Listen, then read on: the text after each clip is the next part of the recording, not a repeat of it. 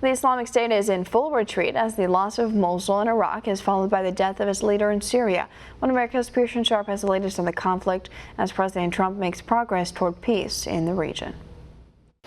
Following through on a campaign promise to defeat the Islamic State, President Trump's ceasefire in Syria seems to be holding. That's according to Secretary of State Rex Tillerson, who commented that the agreement is proof of what can be done with the U.S. and Russia agreeing to work together. While numerous other ceasefires have collapsed, many are hopeful that with President Trump's commitment to tackle ISIS, the latest deal will stick.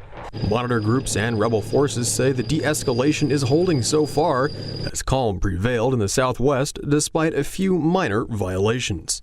A commander for the Southern Front coalition of Western-backed rebels says a cautious calm was ongoing as troops remain eager to see an end to the fighting. Rebels near the border with Jordan, the location for some of the heaviest fighting, said there's been no significant incidents. The deal is being praised as a major step forward in resolving the conflict. We welcomed the announced agreement on the ceasefire in the southwest of Syria that I also discussed with the Jordanian foreign minister yesterday and with Staffan de Mistura earlier today. We see this as a first step towards a broader nationwide ceasefire and a political solution to the crisis. National Security Advisor H.R. McMaster called the agreement a blow to terrorism in the region, saying the U.S. is committed to defeating ISIS, ending the conflict in Syria, and enabling people to return to their homes.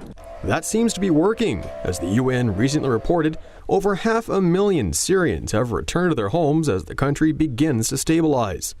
While it's only a fraction of the 5 million who have fled the violence, UN envoy Staffan de Mistura says the violence is clearly down, and people are putting their faith in President Bashar al-Assad to keep them safe. The new settlement also gives President Trump a diplomatic achievement, marking the first peacemaking effort in Syria by the U.S., as well as a sign of cooperation with Russia. Vladimir Putin hailed the deal as a breakthrough agreement. He added that it was only possible because of Washington's willingness to work with Moscow and its shift away from Obama-era anti-Russian policies. Damascus seems pleased as well, with a Syrian official saying the government approved of the ceasefire. He added that President Assad welcomes any step to end the violence and open the door for peaceful solutions, but that ending the conflict would require help from partners. Combating terrorism is not a Syrian issue. It shouldn't be only exclusively a Syrian issue. It's an international issue. But to combat terrorism, you need to have a commitment, an international commitment, and a genuine cooperation with the Syrian government to put an end to the terrorism. The news comes as reports claim the leader of ISIS, Abu Bakr al-Baghdadi, has been killed. The Syrian Observatory for Human Rights says it has confirmed information that the terrorist leader is dead, though U.S. officials haven't been able to verify the reports. His death would mark a serious blow to the terror group, which just suffered another stunning defeat in Mosul, where the Iraqi army succeeded in pushing back the jihadist forces. The Prime Minister of Iraq declared victory in Mosul on Monday, following a fierce 9-month battle with the militant group. Today, Iraq is more united than it used to be.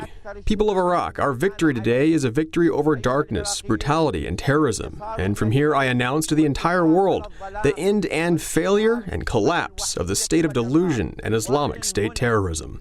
American forces were a major part of the victory, providing air support and training for the Iraqi offensive. President Trump spoke with the Prime Minister Tuesday, congratulating him on the victory. Trump praised the heroism of the Iraqi people, emphasizing his determination to the total defeat of the Islamic State. So far, it's a promise he seems firmly behind.